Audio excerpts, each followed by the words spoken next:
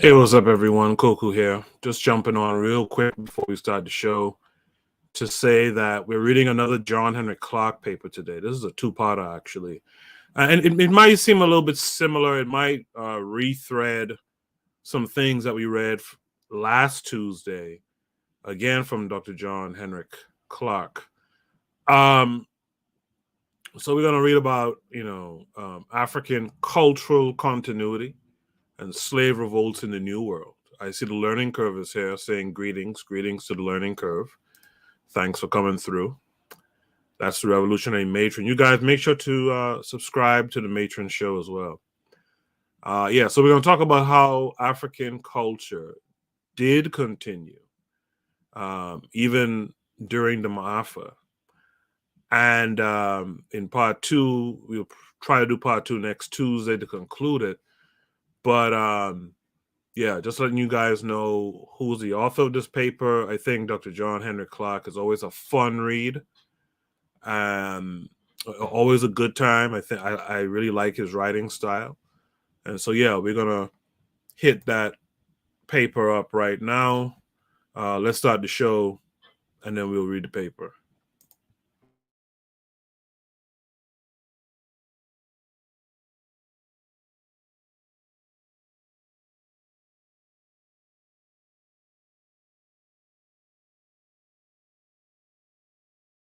You are listening to the Bitter Medicine Podcast on KWAZ Radio.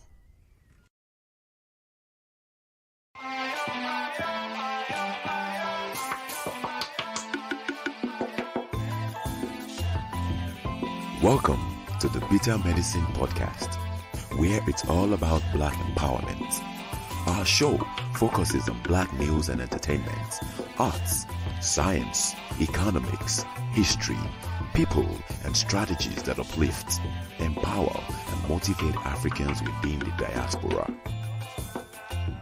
And now your host, whose favorite color is black, Goku.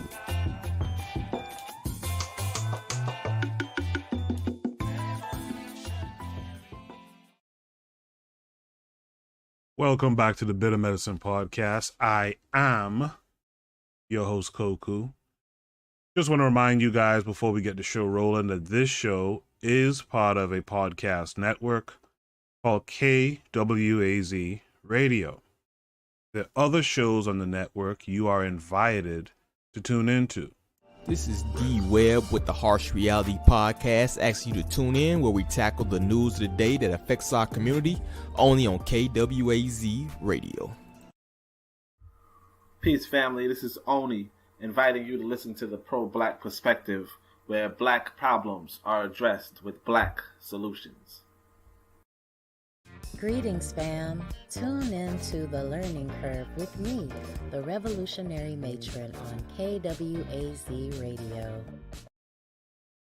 You are listening to the Bitter Medicine Podcast on KWAZ Radio. Yes, indeed. Welcome back to the Bitter Medicine Podcast. I am your host, Koku. And we got the Harsh Reality Podcast in the chat as well. And a few other people are watching but not saying anything. That's cool. Make sure you guys hit the thumbs up button. Much appreciated. Hit the thumbs up button. So let's get into the paper without further ado here. African Cultural Continuity and Slave Revolts in the New World, Part 1 by John Henrick Clarke. There is no way to go directly into this subject and be understood. Western historians and authorities, quote-unquote authorities, on the cultures of people and societies have not in most cases accorded the African people a place in their respectful commentaries. They have been sparing and often totally reluctant to use the words quote-unquote history and quote-unquote culture in matters relating to African people. Remember what I told you guys last week? When they say you don't have a history or you don't have a culture, that's the setup. That's the alley-oop, right? In approaching this subject, it is necessary, at least briefly, to establish the fact that African culture is not only a part of world culture, but may well be the basis of world culture. It was this culture that sustained the Africans during the Holocaust of the slave trade and the colonial system that followed it. In South and Central America and in the Caribbean islands, African culture, reborn on alien soil, became the cohesive force and the communication system that helped to set in motion some of the most successful slave revolts in history. The Africans were brought into South America and the Caribbean islands to replace the Indians as a labor force. Under the first impact of the European presence, the Indians had died or had been killed in large numbers. The Europeans did not treat the Africans much differently than they had treated the Indians.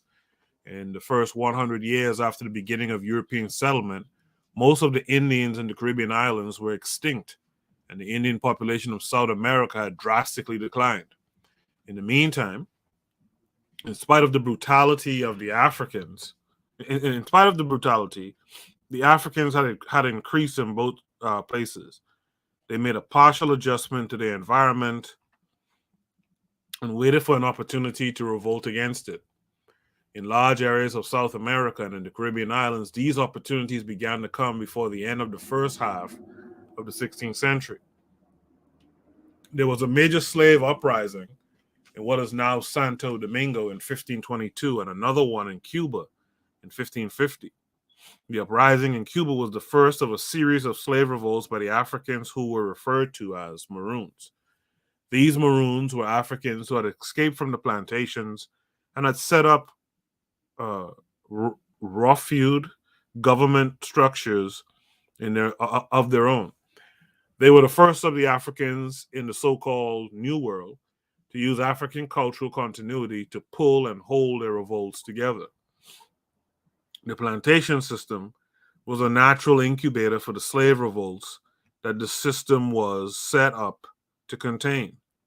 In many ways, the plantations were small, semi-autonomous states. The plantation owners and the overseers had complete authority over the lives of the African. Very often, their attempt to break the spirit of the African set the thought pattern of revolt in motion. Let me read that again. Very often, their attempt to break the spirit of the Africans set the thought pattern of revolt in motion. The newly arrived Africans were the most effective in these early slave revolts. They were closer to their African culture and had not adjusted to the new way of life. Let me read that again. They were closer, meaning the newly arrived Africans were closer to their African culture and had not adjusted to the new way of life. These Africans and Europeans were part of a world drama, the most massive movement of people in human history. The writer Frank Tannenbaum had described the event in this manner. The settling of the Western Hemisphere by people coming from Europe and Africa was an adventure on a grand scale involving diverse people, varying cultures, millions of human beings, and hundreds of years. The common element was the New World, though strangely dissimilar in physical features and cultural type. But the student discerns many an analogous design, patterned by the newcomers as they establish themselves in the strange and unexplored regions. Tannenbaum, that's all I got to say. Tannenbaum. This great drama of human movement had started in Europe, and its roots can be traced to the period of the Crusades, when Europeans became aware of the broader world beyond their shores. Early in the 15th century, Europe began to recover from the wounds and conflicts of the Middle Ages. European skill in shipbuilding had improved. They had already created embryo technology, including the gun. In the years that followed, they used other advantages, mainly a large fleet of ships and rabble soldiers and sailors, to take over most of the known world. In so doing, they destroyed a large number of nations and civilizations that were already old when Europe was born. They were insensitive to the new societies that they were now encountering. The main problem with the Africans in dealing with the Europeans during this early period was their tragic naivete. They knew nothing about the temperament of the Europeans and their intent at this juncture in history. They knew nothing about the conflicts in Europe that were driving them to search for new land, new markets, and a new supply of labor. The Africans were living in societies where nature was kind and there was enough food, land, and all the things that were needed for good life. Most of these old African societies were governed by honor and obligation.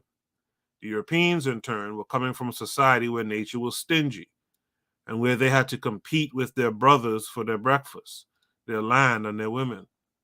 Under these conditions, they had acquired a competitive nature alien to the Africans' understanding. The years of rivalry among European nations over their place in the African sun had started. Social and political unrest began to develop among some of the nations of West Africa at the time the Europeans were regaining their strength and a degree of unity. The first Europeans to visit the west coast of Africa, the Portuguese, did not have to fight their way into the African countries that they visited. They came as guests and were treated as guests. So again, this is why I say the thing about Clarke's papers, when he talks about a topic more than once, you'll hear some familiar lines, some familiar verses, right? And this is it right here. They came as guests and were treated as guests. Later, they decided to stay as conquerors and slave traders. In order to gain a position strong enough to attain their ambitions, they began to take sides in African family disputes. Very often, they supplied the family or nation they favored with arms and later used them as slave catchers. A number of African nations went into the slave trade in order to buy guns and other European manufactured items. Others were forced to capture slaves or become slaves. The bitter international rivalry over colonial possessions and spheres of influence in the slave trade had placed the Africans in a crossfire between competing European powers. The Papal Bull of 1455 had authorized the Portuguese to, quote, reduce to servitude all infidel people. Reduce to servitude all infidel people. Right? In the chat, we have Tito District is here saying peace to me and the Learning Curve and the Harsh Rally podcast and others. The Learning Curve says almost every politician before 1820 in the U.S. was a slaveholder. Yeah, absolutely. Absolutely. That was the way of life. During the latter half of the 15th century, Spanish ships began to interfere and challenge the dominant position of the Portuguese in the slave trade. This caused the Portuguese to build a cluster of forts along the west coast of Africa to protect their interests. And see, that piece of information, I always have a big problem. I know these dudes had guns and whatnot, but I have a big problem with, you. Anyway, I think you guys know what I'm talking about here. The first and most famous of these forts was at Elmina in what is present-day Ghana. Gold was the currency of the day, and the desire for gold naturally attracted the Portuguese. They landed in this part of Africa early in the year 1482. The leader of the expedition, Diego de Azambuja, wasted no time in asking to see the country's reigning king, Nana Kwamina Ansa. The Portuguese offered friendship, but Nana Kwamina Ansa was slow in accepting and in showing that he believed their promises. However, he did not gain enough time to rally the support of his people and allies. He really did not want the Portuguese to settle in his country, and he did not believe their promises. Promises are comfort to a fool, right? And he did not believe their promises. After the king refused the offer of friendship, quote unquote friendship, Azambuja ordered the small army waiting in ships offshore to land. With this expeditionary force, he set out fortifying the area without permission. This act of high-mindedness is typical of the Europeans of the 15th century. So I disagree with Clarke there too. That's typical of them in any century since. That's typical of them in any century. What do you think gentrification is? Right? Look at Harlem today. If you've been following the pro-black perspective, would only try to say. He will tell you his times when he used to go in Harlem organizing and this, that, and the other. Look at Harlem today. Right? Now the word is that Harlem was white before it was black. Right? But you're talking during like slavery when that happened. But Harlem was turned into a black center. And look what has happened. These high-minded Europeans have come in and just taken over the whole spot. They had no respect for the customs and cultures of the Africans that they were now meeting. It's the same thing with gentrification. No regard. King Nana Answer's antipathy to imperialism is exemplified by the speech he made to the Portuguese on this occasion. He could foresee that the Africans were going to be called upon to prey upon one another and would be left helpless, disorganized, and demoralized. The Ghanaian writer K. Buduakwa has observed that the speech, quote, shows equally well the development of the Akan language, its poetry, which is as perfect and musical as any Latin or Roman language.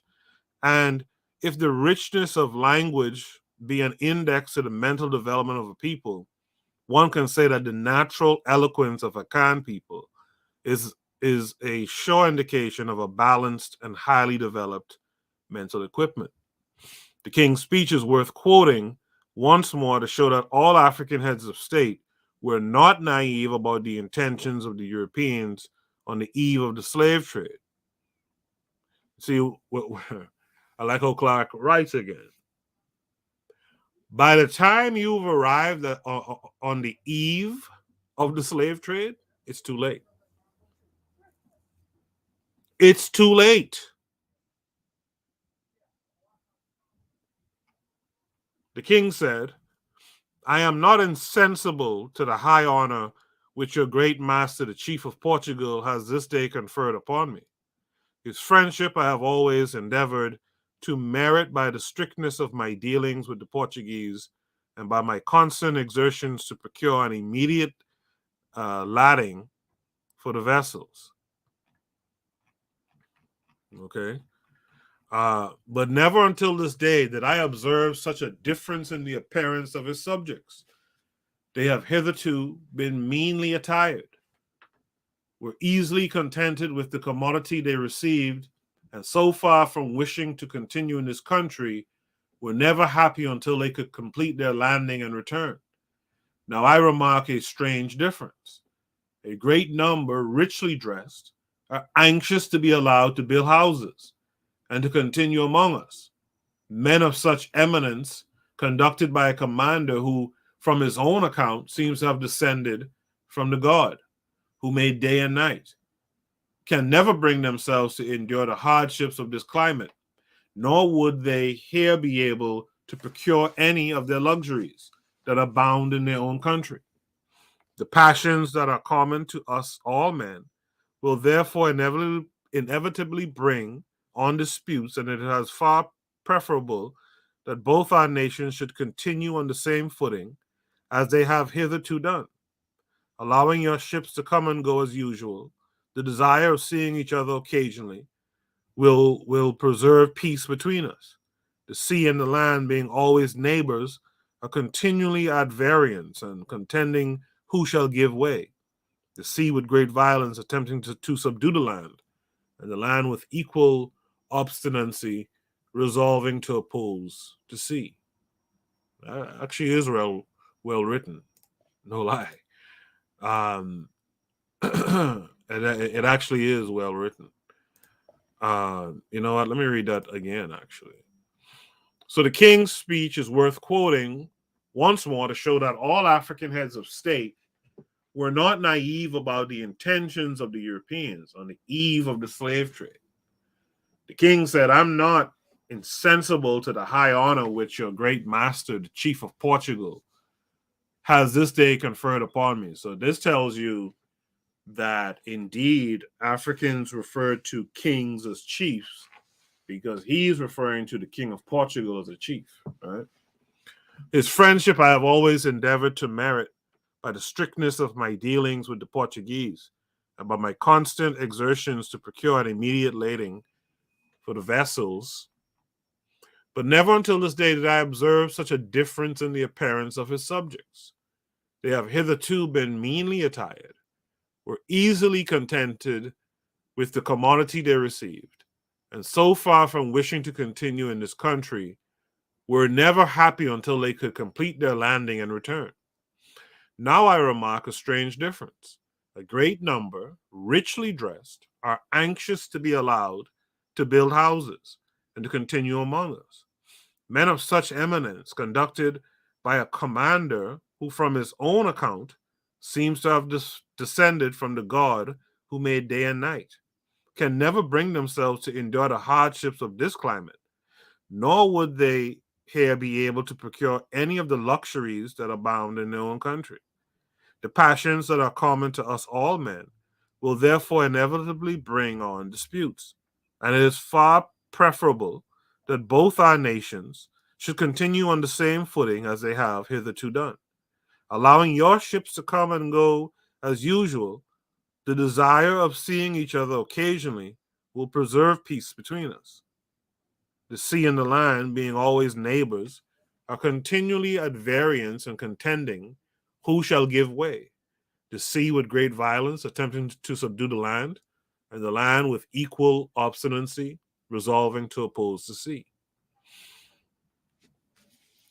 This was the beginning of European colonization, the beginning of the hunting ground for procuring slave labor, and the disruption of African religion, culture, and social systems. Elmina Castle was built, churches were established, and a few schools were opened, but for what end? Other nations began to compete with the Portuguese on the slave trade, mainly the Spanish. These two Catholic nations asked the Pope to arbitrate their dispute. Quote, after carefully sifting the rival claims, the Pope issued in 1493 a series of papal bulls, which established a line of demarcation between the colonial possessions of the two states. The east went to Portugal, and the west went to Spain. The partition, however, failed to satisfy Portuguese aspirations, and in the subsequent year, the contending parties reached a more satisfactory compromise in the Treaty of Tordesillas, which rectified the papal judgment to permit Portuguese ownership of Brazil.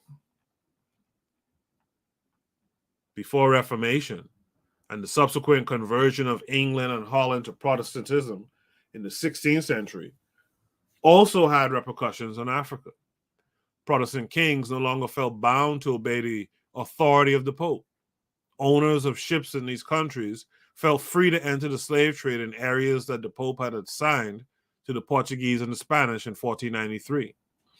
Francis I of France voiced his celebrated protest.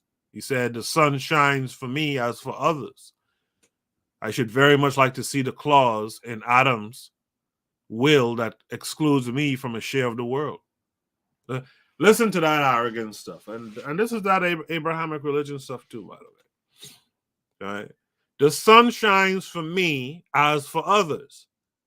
I should very much like to see the clause in Adam's will that excludes me from a share of the world. That's how these mofos think. The learning curve says in the chat says greedy settler colonizers, right? The King of Denmark refused to accept the Pope's ruling as far as the East Indies was concerned. So William Cecil, the famous Elizabethan statesman, denied the Pope's right to, quote, give and take kingdoms to whomever he pleased, end of quote.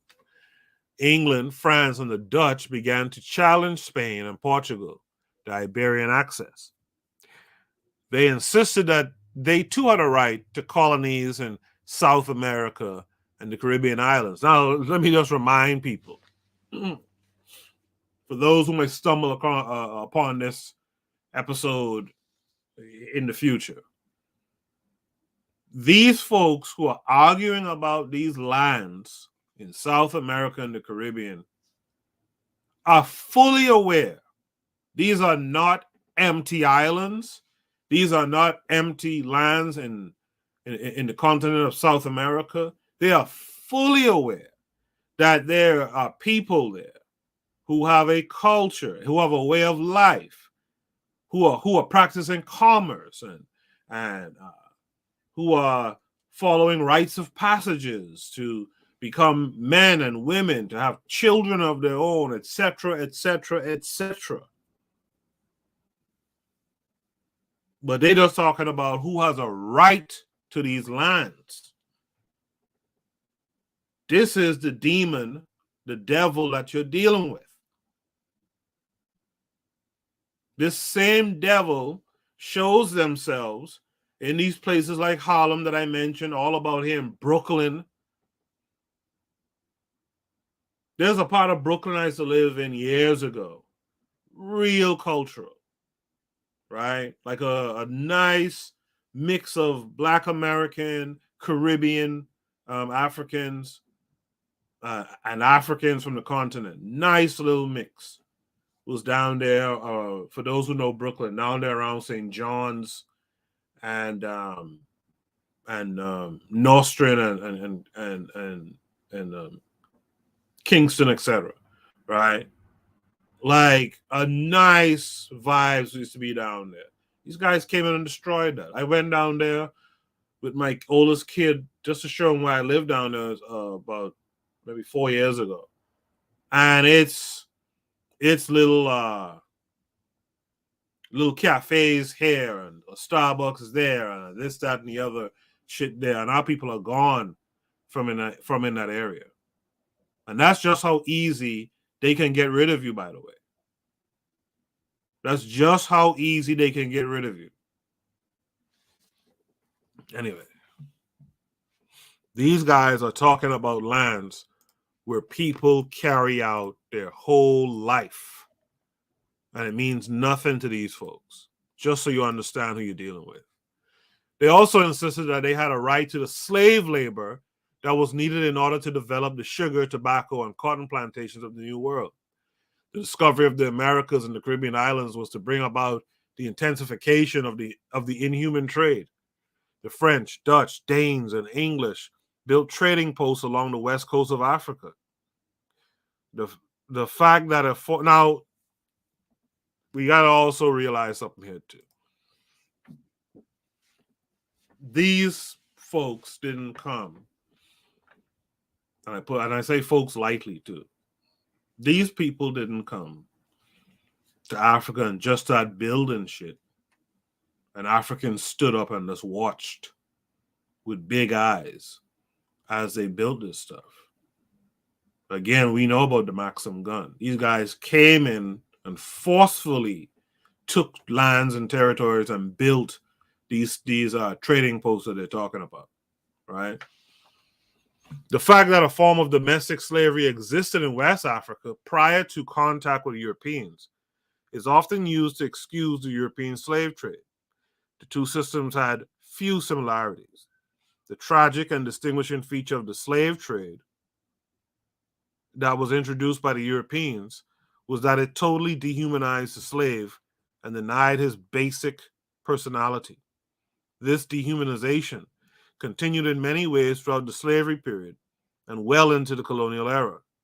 This crucial act was supported by a rationale that was created in part by the Christian church and later extended by the writers and pseudoscientific racists of the 17th and 18th centuries. The myth of a people with no history and culture comes out of this period. And I will emphasize, comes from these people. In a recent essay on the Atlantic slave trade, the writer C.L.R. James has said, "Today it will be impossible to examine the most important of all phases of slavery, African slavery, in the American continents. without having some view of the slavery in Africa itself before the Europeans established the Atlantic slave trade. And the African slavery, which was the result of that trade, African slavery before the European slave trade was internal. For the most part, it was also patriarchal. More than 30 years ago, Professor James summarized African civilization and the effects of the European slave trade as follows. In the 16th century, Central Africa was a territory of peace and happy civilization. Traders traveled thousands of miles from one side of the continent to another without molestation. The tribal wars from which the European pirates claimed to deliver the people were mere sham fights. It was a great battle when half a dozen men were killed. You see that? It was a great battle when 6 men were killed.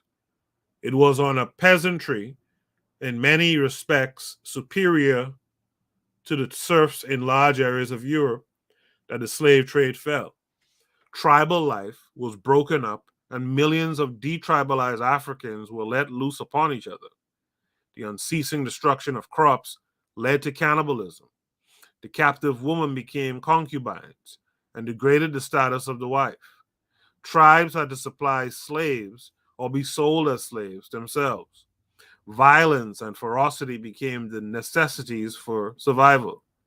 The stockades of grinning skulls, the human sacrifices, the selling of their own children as slaves, these horrors were the product of an intolerable pressure on the African peoples, which became fiercer through the centuries as the demands of industry increased and the methods of coercion were perfected.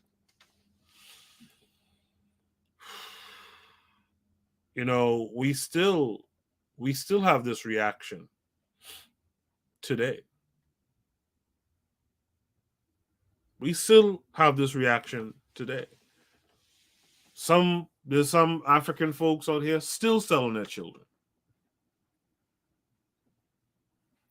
Still offering up human sacrifices of one kind or the other.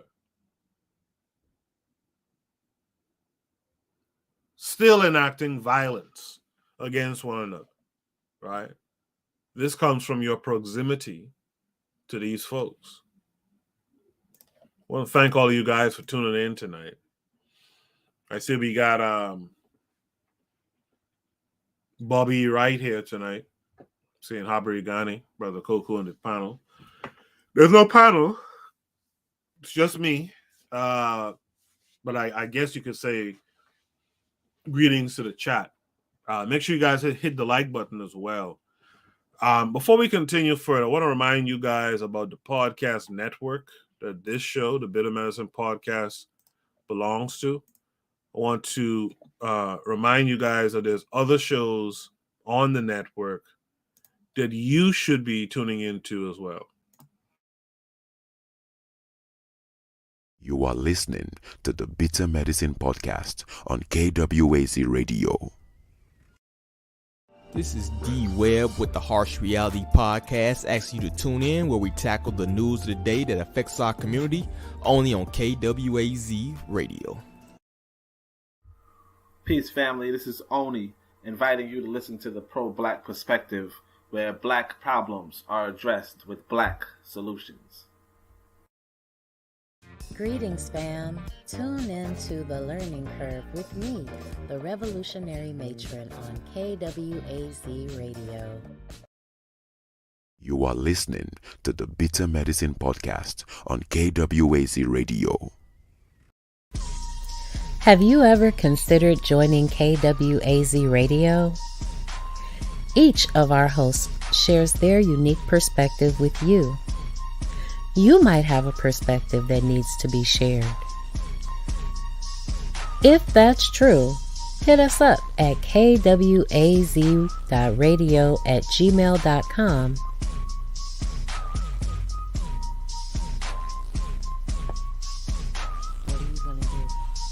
What are you gonna do? What you gonna do?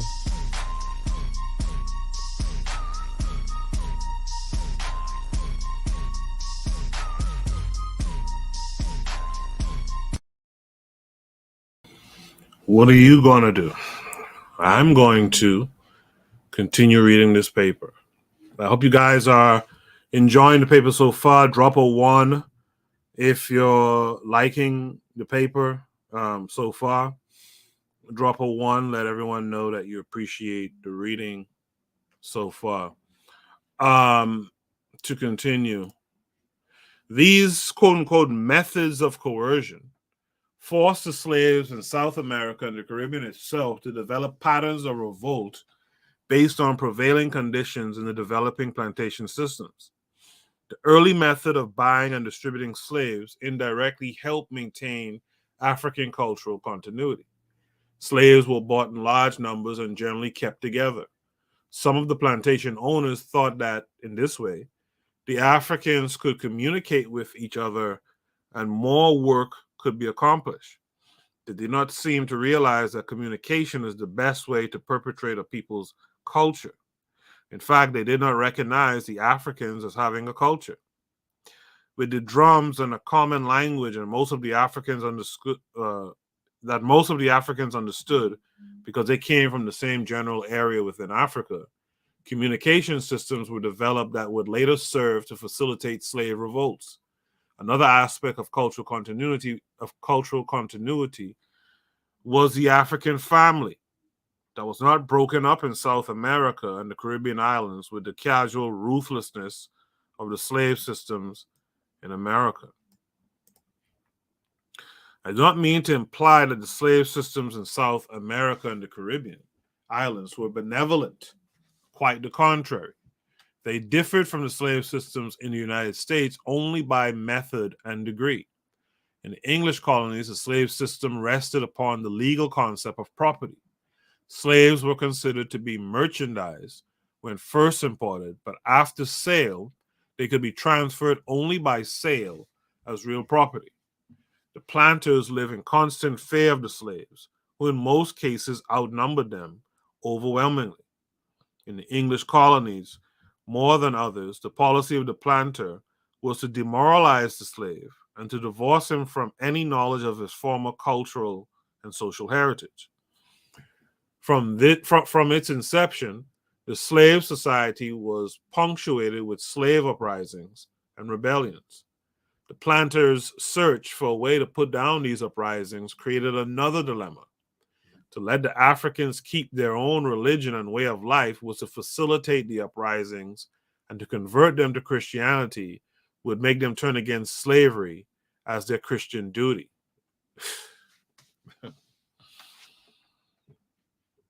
I mean, I watched a guy today, and I had to retweet it with a clown gif. You know, a guy talking about, yeah, he's seen the mummies and all that kind of stuff, but the mummies were rich people and nobility, etc. Jesus Christ was a lowly carpenter, so he wouldn't be there. But don't worry, like his whole body is in heaven. And it's like, you silly ass Negro. I think that should be another category on the pro-black perspectives, the enemies within, right? Or instead of saying BANs, silly ass Negro. You know? Anyway. The dilemma of how to control the slaves marked each period of slavery and the slave trade and continued into the first half of the 19th century.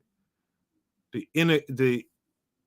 iniquities of slavery forced the Africans to take refuge in mountains and in woods. Here, African cultural continuity played a major role in holding these bands of runaway slaves together. Here, they planned the strategy of their survival.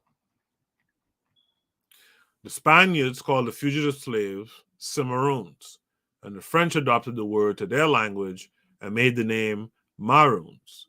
Flight was the slave's goal because it signified liberty, however temporary. In the jungles and virgin forests protected by the lush tropical growth, some of these Africans developed self-contained communities and for years avoided re-enslavement. Sometimes, according to Fernando Ortiz in his book, Los Negros Esclavos, or Black Slaves, fugitive slaves got together and settled in hidden spots, such as mountains where the access was difficult, in order to become strong and live independent lives. Sometimes they were successful in developing farms, similar to those that they had known in Africa. The future of these small African colonies depended mainly on the number of women that were persuaded to join them. The slaves in this state of rebellion were called apalancados, and their retreats were called palenques, I guess. Palenques, I guess is how you pronounce that.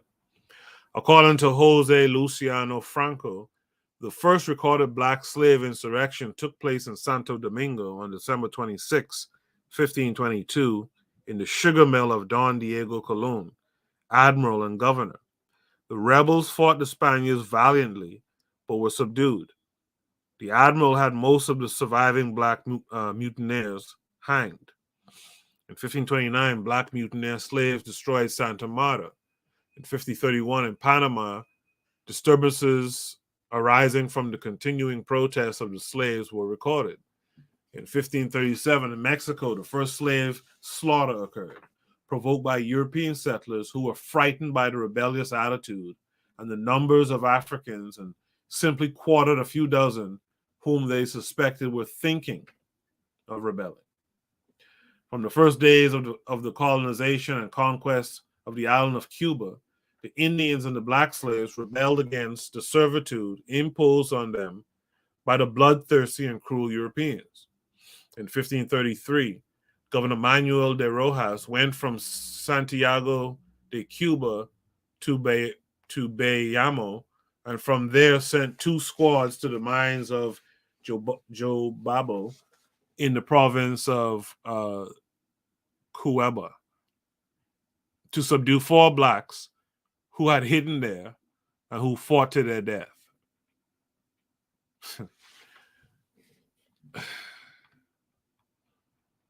If our people today don't understand that you got to fight, man. And I put up a post on Twitter earlier today too. Let me see if I could find that post real quick. I put up a post today because after I saw that clown ass Negro, silly ass Negro, out here talking about Jesus' whole body and all that stupid shit. I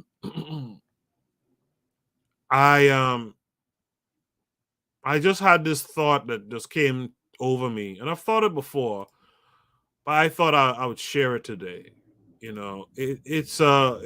I said, yeah, this situation is about fears. We cling to this and that and won't do the other out of fear. A lot of the reason why people are clinging to Christianity and Islam and Marxism and all this old stupid shit and non-violence, protesting and all that kind of stuff is because you're afraid to do what you're supposed to do. To continue the tweet, I said we cling to Abrahamic religions out of fear. We cling to white philosophies out of fear. We cling to white economies out of fear. And then I finish it off by saying, I am afraid that we are afraid. And I mean that. I am afraid that we are just afraid. The reality of it is, man, and it's a shame, but the reality of it is we don't stay here forever. Like my mom used to say, man, we ain't here for a long time. Let's make it a nice time. We got to get off the fear thing. If our ancestors had stayed afraid on these plantations and stuff like that and didn't push back, how bad would it be still today? You got to fight, man. You got to push back. Bobby Wright in the chat says, Dr. Amos Wilson used to say, you got to fight the enemy to the death. Yeah, you can't let up because they ain't going to let up on you. And that's really what's going on today. These folks just don't let up on us, man. Not to sound like a BAN or nothing like that. You know. Where was I? The Africans used every opportunity to avenge themselves against their oppressive treatment. Let me highlight that and read it again. The Africans used every opportunity to avenge themselves against their oppressive treatment. African slaves under Spanish rule often joined and fought with the enemies of Spain. In 1538, when the French corsairs or pirates attacked the city of Havana, the African slaves helped them in their systematic destruction of the city. Jose Luciano Franco further states that in Cuba, for several centuries, the Palenques were the single example of nonconformity to the colonial regime, the viral protest against the infamies of slavery, the cleverness and the skills of the Maroons as guerrillas, their knowledge of how best to use the topography of the mountainous area, the jungles and the swamps, where they had cultivated their little farms and established their refugee homes, permitted them to confuse their persecutors, and sometimes destroy those same regular troops and militia that were hunting them. But during the 16th and 17th centuries, not all of the Maroons went to the mountains. Taking advantage of the presence of pirates, corsairs, and contrabandists along Cuba's extensive coast, hundreds of Maroons formed groups of pirateers, restlessly marauding the Caribbean and seizing the opportunity, not merely to escape the inferno of slavery, but also to fight the hated Spanish colonialists and to inflict serious damage on Spanish merchant trade. Among them was the distinguished slave from Havana, the mulatto Diego Grillo, known as Captain D. Gillo, who, after escaping from the hardships and evil treatment of his masters, fled from Havana and turned up fighting loyally under Cornelius Joles, a Hollander, along the coast of Nicaragua and Honduras. Alvaro de Castro, Archbishop of Santo Domingo, when asked by the consul for the Indies about the blacks in New Spain, and answered on March 26, 1542, 1542, that he believed some 25,000 or 30,000 had arrived, although there weren't 1,200 in the area working in the fields and mining gold, while in his opinion, the blacks living in exile in the Cape of St. Nicholas and the Segoyas at the tip of Samana and the Cape of Gui numbered more than 2,000 or 3,000. Right? On July 23rd, 1546, the Tribunal of Santo Domingo addressed itself to the emperor, informing him of the activity of the Black Maroons and giving details of the Black rebellions.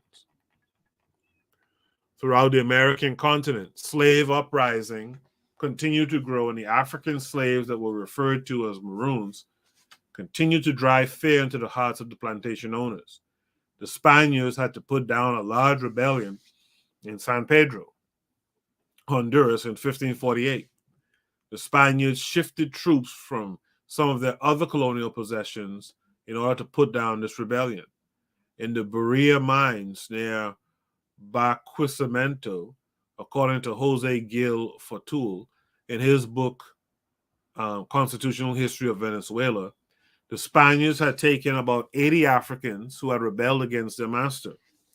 One of the rebels was called Miguel. He was very good in Spanish, and he related well with the Africans working in other mines and surrounding plantations. In 1555, he began to persuade the Africans and the Indians to liberate themselves from their Spanish masters. Both Indians and Africans joined Miguel's makeshift army and supported him as he tried to put together an African nation. That's an interesting story. I never knew about this story. Give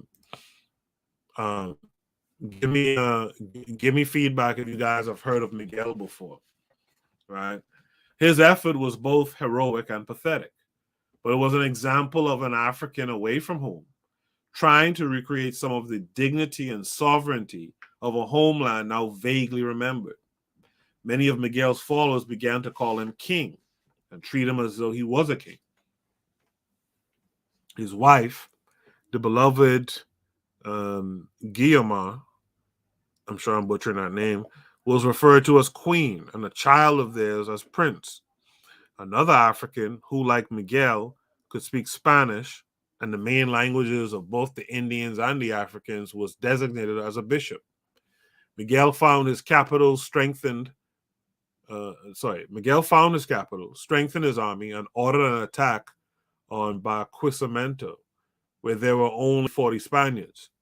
They took refuge at El Tacuyo and waited until a Captain Diego de Losada brought reinforcements, attacked the African court, and killed the king. This did not stop the spread of maroon communities.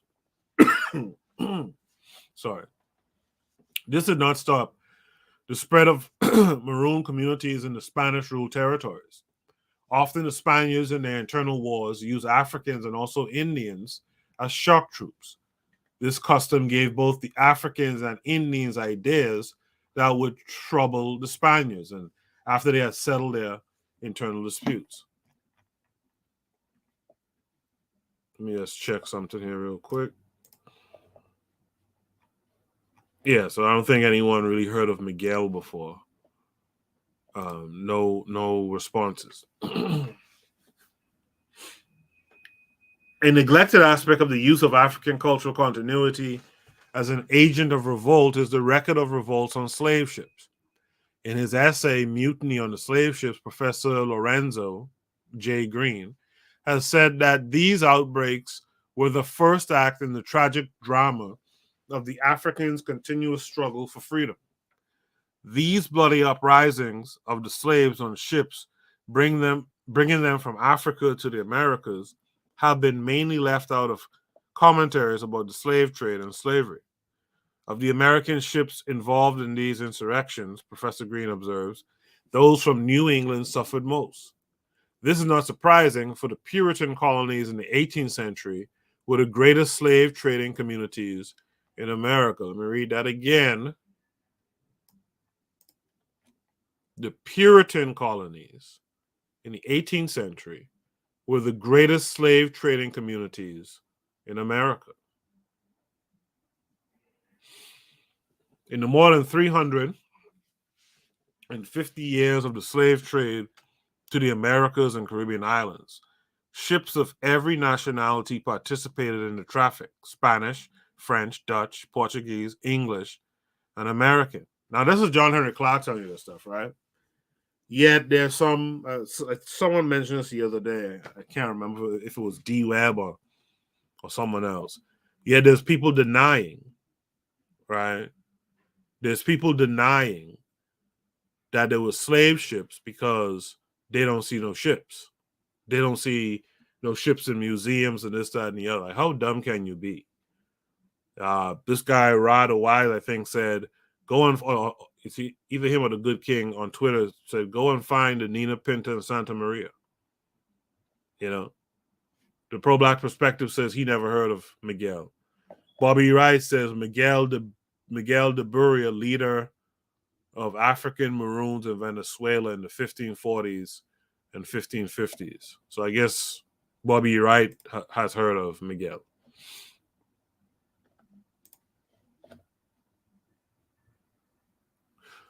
All of the slave traders were witnesses to scenes of desperate attempts by the slaves to free themselves. And I kind of respect Dr. Clarke saying this, because I could only think of maybe one or two films, one or two pieces of media that have depicted that type of thing, or even referenced it. That if you think folks was on these ships and ain't trying to mutiny on these ships, you're crazy.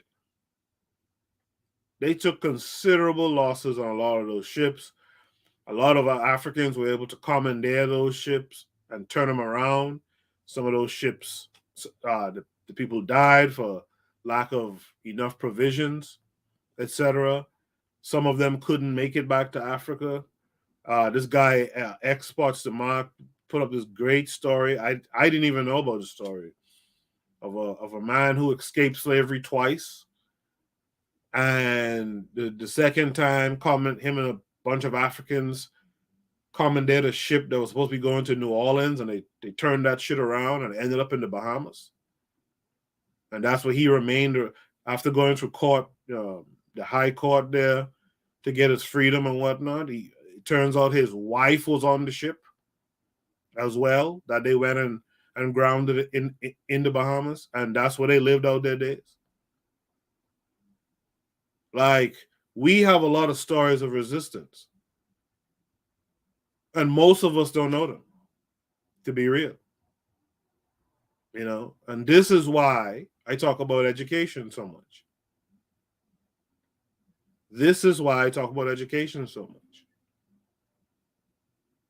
This type of stuff that Clarke is putting out here in this paper. And again, we'll do part 2 next week, provided that I find the part 2. But this is what your children need to be listening to. This is what they need to be reading about. You know, this is what some of us need to do in terms of writing kids' books that depict some of this shit. These are the stories that need to be told. People are complaining about the actor chosen to play Bob Marley. We don't give a fuck about that. Go make your own film. This stuff is possible today. Make your own films. Make your own industry of films. Work with the education. Work with the educators. Work with your educators.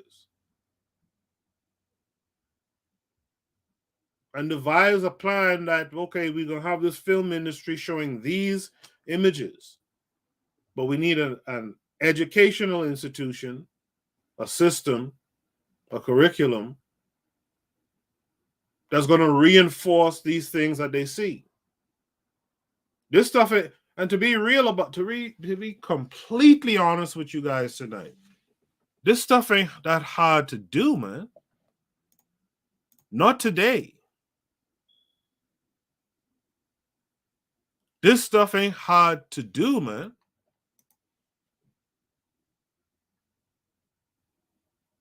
The biggest problem, and it's the problem that everyone kind of wants to ignore, the biggest problem is you don't have enough people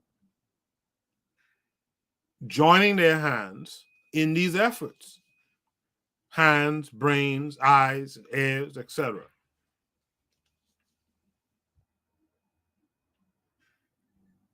Because one man can't really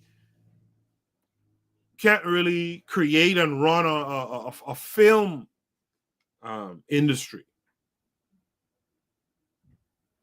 As much as Tyler Perry writes all that stupid shit himself, he and all cannot hold up a whole film industry.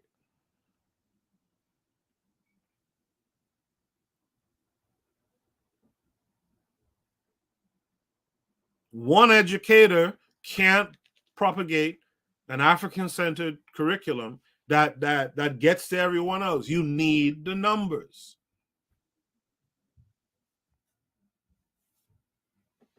In the chat, Bobby Wright says, Koku, I read about thousands of slave ships were lost at sea because the Africans took them over and killed the crews. Absolutely.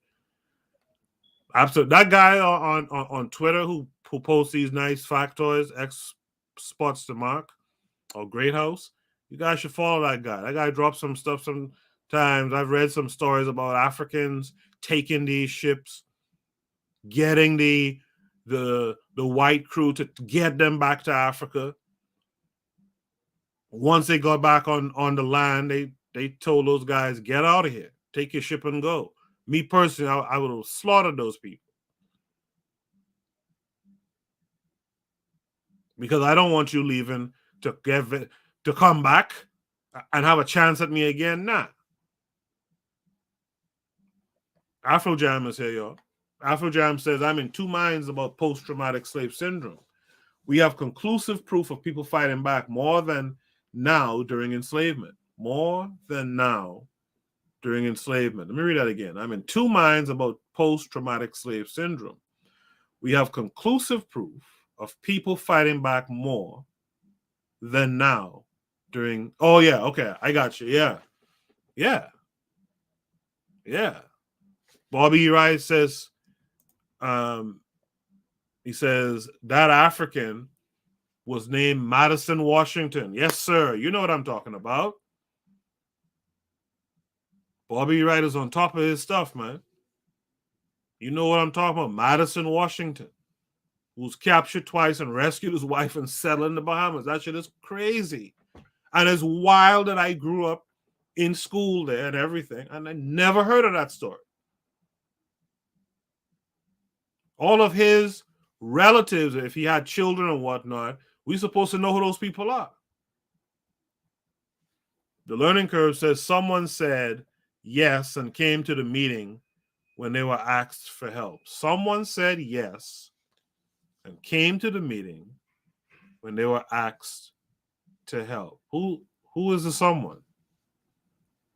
I'm not sure what the matron means, right? I'm not sure.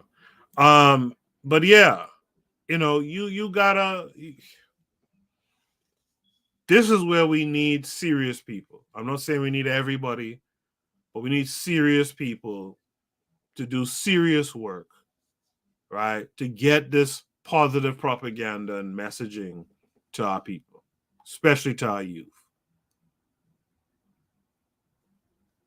These uprisings did not slow down the traffic in slaves. The profits made the risk worth taking. Seldom has there been a more lucrative commerce than the traffic in African slaves. In 1699, it was reported that 10 shillings in English goods would buy a slave in Madagascar. Sometimes profits were as high as 1,600%.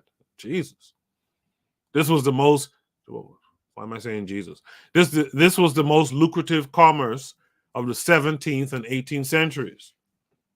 Before the American Revolution, slave trading was regarded as the main source of New England's prosperity. Many of the slave markets of the Caribbean islands were supplied by American ships. And that right there, because I knew it was coming, that right there is something that your ADOS, FBA folks don't talk about and pretend that it didn't happen. In fact, I saw some of them recently. I can't remember if it was a Spaces topic or something, but they recently were talking about, do these Caribbeans and whatnot really have a claim to American reparations? And the answer is a yes. The answer is yes, right?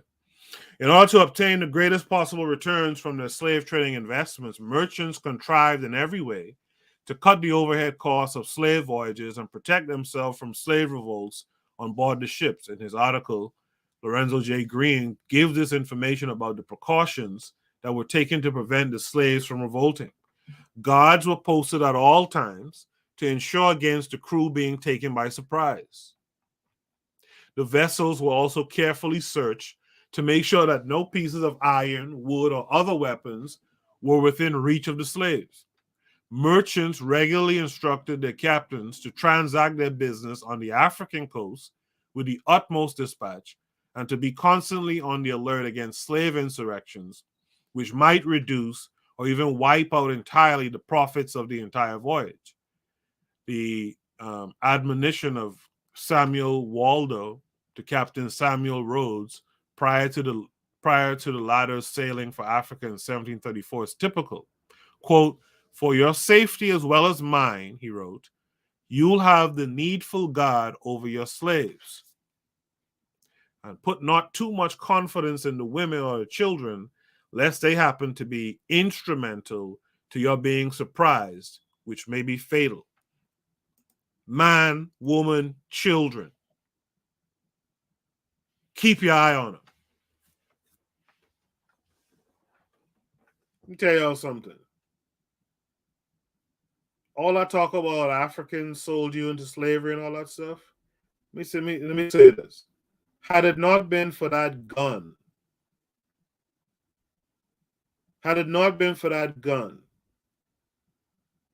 I feel certain we would have routed that white boy out of Africa.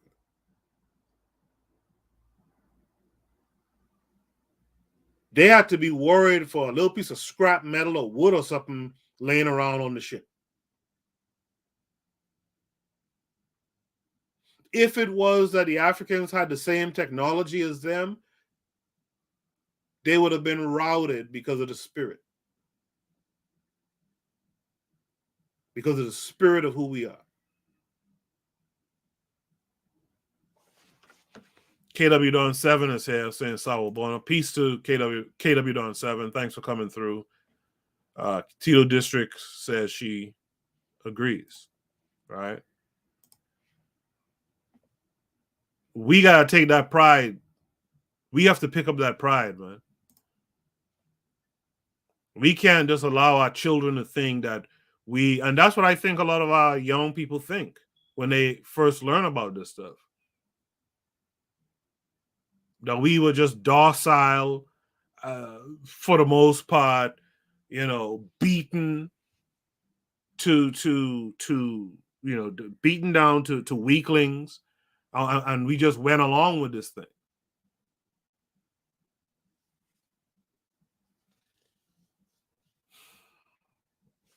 Be careful of the men, but be careful of those women and children too, which also tells you these motherfuckers was grabbing children and all kind of stuff too. The very measures taken to protect the profits of the merchants drove the Africans to revolt. These revolts, more than the others, were sustained by an African cultural continuity.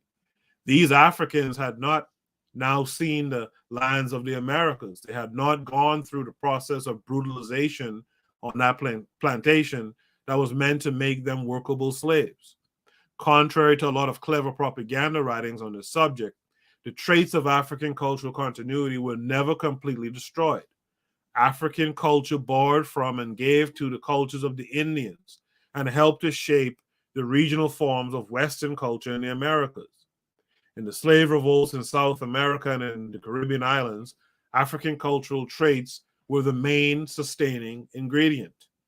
There is a need to look at African culture in the Americas systematically in order to see how it manifested itself under different slave systems and colonial rulers, beginning with the Spanish and the Portuguese.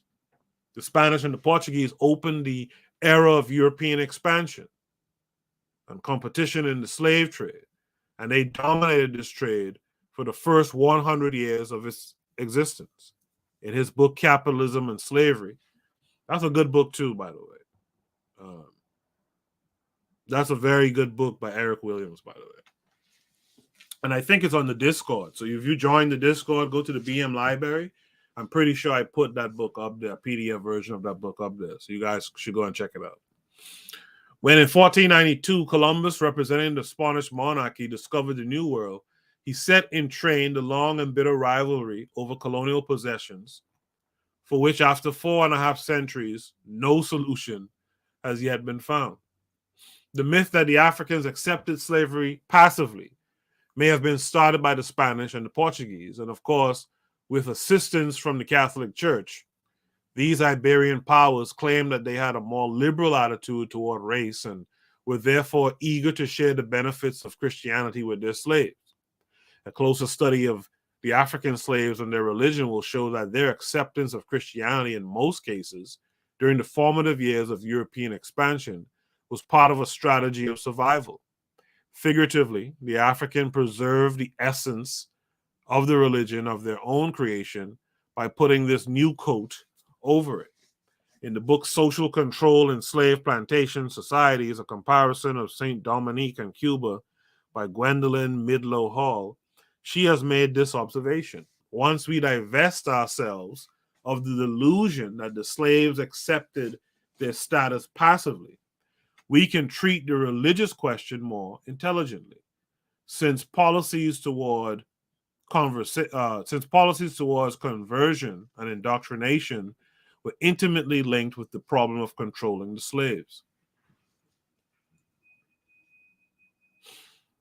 You know, again, when we talk about this education, you have the opportunity to show that, listen, your ancestors were Catholic or what have you, Anglican, really and truly as a survival method. Once you survived, you can now cast off pretending to be of those religions and get back to what you did before. And we are, I'm sorry, we are so afraid of the lake of fire, right? We are so afraid of the lake of fire, which is just ridiculous, right? But we are so afraid of the lake of fire that we'll still keep on this coat, to use Clarke's analogy. We'll still keep it on. In fact, we'll keep it on. In fact, we took off a lot of us took off any African coat in terms of spirituality, and we just have on these people's coat. Because African religion can be separated from African culture, cannot be separated from African culture, one being an extension of the other, the planters did not encourage the practice of any African religion or accept any form of African culture that was indigenous to the African people. Every attempt was made to demoralize the slaves and divorce them from any memory and contact with their former cultural and social heritage.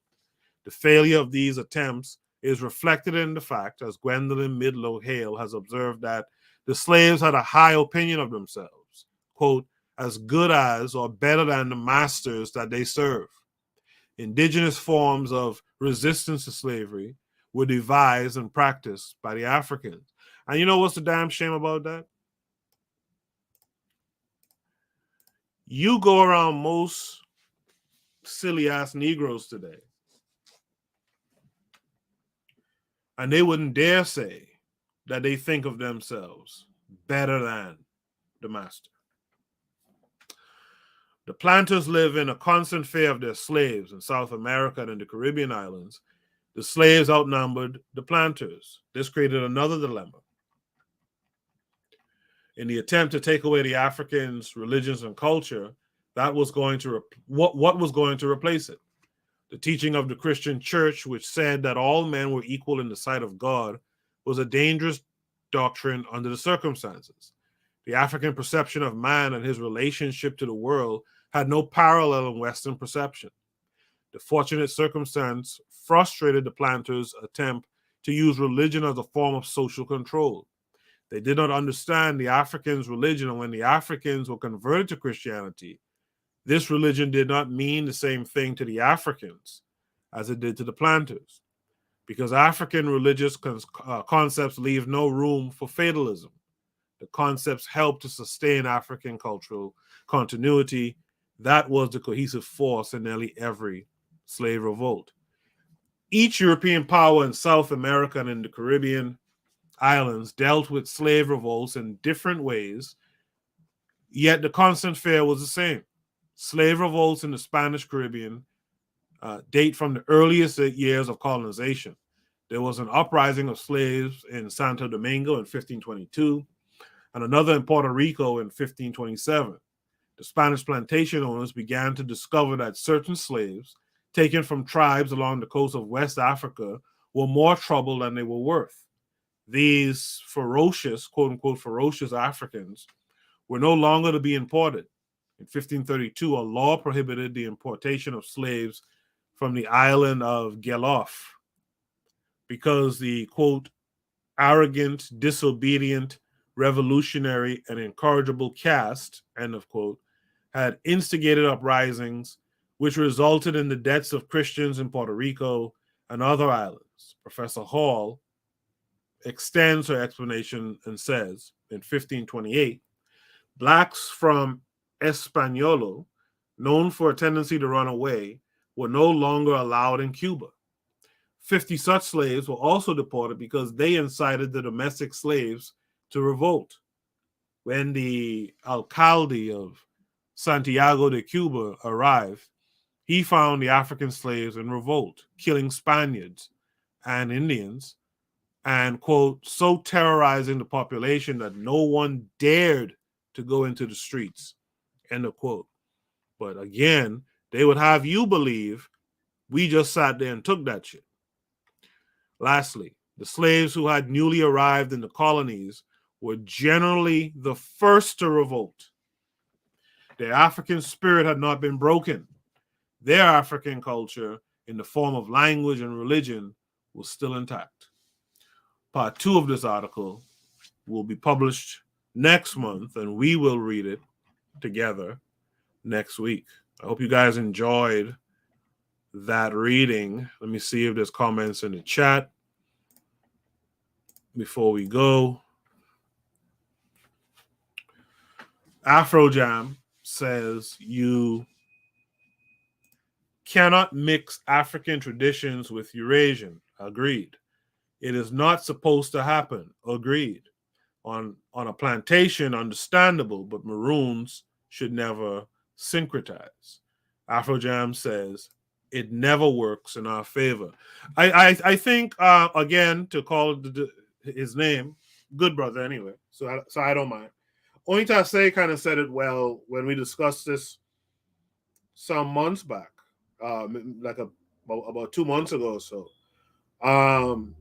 The problem is, the problem with syncretism is after 2 or 3 generations, as Oni pointed out, people forget that you engage in syncretism to begin with, right? So if my grandfather said, okay, survival strategy, I'm going to become an Anglican. I'm going to still practice my African spirituality, but to survive and have a chance to reproduce and survive into the next generation, etc., I'm going to do this thing. Truth be told, by the time I come around, or by the time my kids come around, which would be his great-grandchildren, people forgot what you did. People are so removed by that point, they don't know that you did this thing, for survival. People have now begun to accept it. And that's the problem. Tito District says our children would surely be empowered if they knew their history of fierce resistance. That's what I'm talking about, right? So spread that to the children around you or the children that you have, etc. We weren't just some weaklings. And I like how Dr. Clarke stresses the idea. It was the African fresh from the continent who was about to wreck some shit.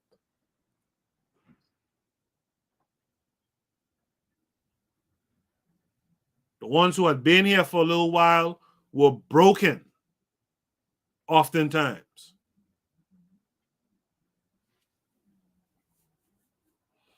Afrojam says, also many syncretized stuff tries to bring Amerindian nonsense into our culture. That's true too. Daily Affirmations by Pauline is here. She said, oral history is key. I actually disagree. I think oral history is cool. I think we got to start writing this shit down. We got to start putting this stuff in television and in movies and all kinds. We got to really start making this thing visual and something tangible, something you could sit down and hold and read a book. But again, our people don't like to read. That's the only thing I say about that. Brother has a bunch of books out and, right? But if you make this stuff palatable in terms of visual, you have a chance. The thing about oral history, and I learned this as a kid, is by the time you talk about something and another person talks about what you talked about and another person talks about what that person talked about that you talked about, the whole story changes.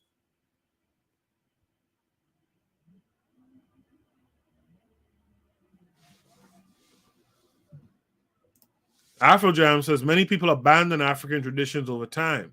Abrahamic religions openly state they are enemies of so-called paganism. Yeah, I just in this paper that we just read, Clarke points out that these guys basically servitude for infidels, man. You're not a part of their religion, fuck it. You're an infidel. Fit to be a slave.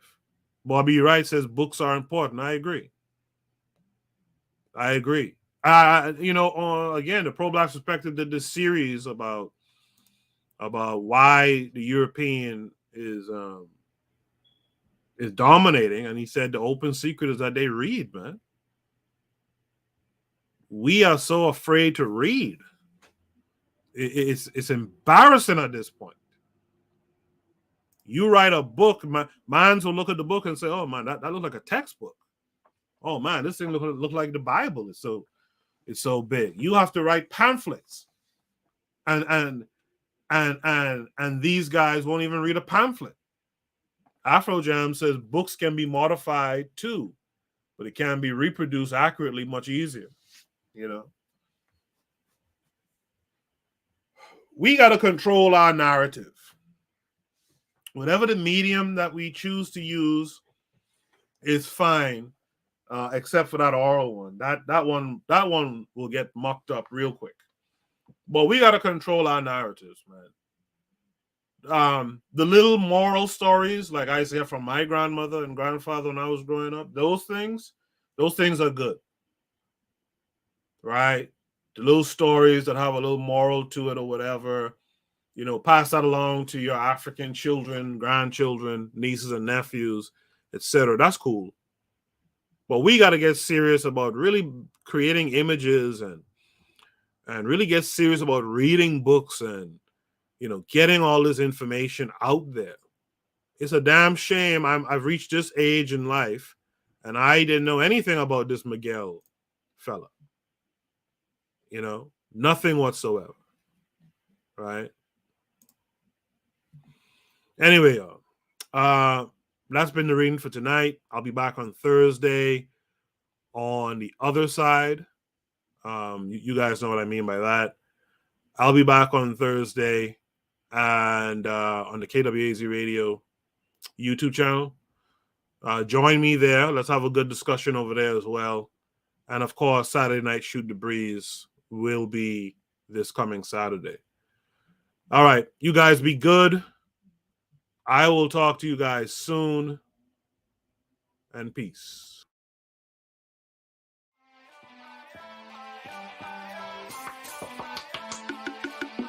Thanks for listening to the Bitter Medicine Podcast with your host, Koku. If you like what you just heard, we hope you pass along our web address, bittermedicineblogs.com, to your friends and colleagues, and share our show to all your social media. Be sure to check out our archive section on our website for previous podcasts. This has been a KWAZ radio production. Join us next time for another session of the Bitter Medicine Podcast. Follow us on Facebook at Bitter Medicine Show, Twitter, Bitter Meds, Tumblr, Bitter Meds, Instagram, Bitter Medicine.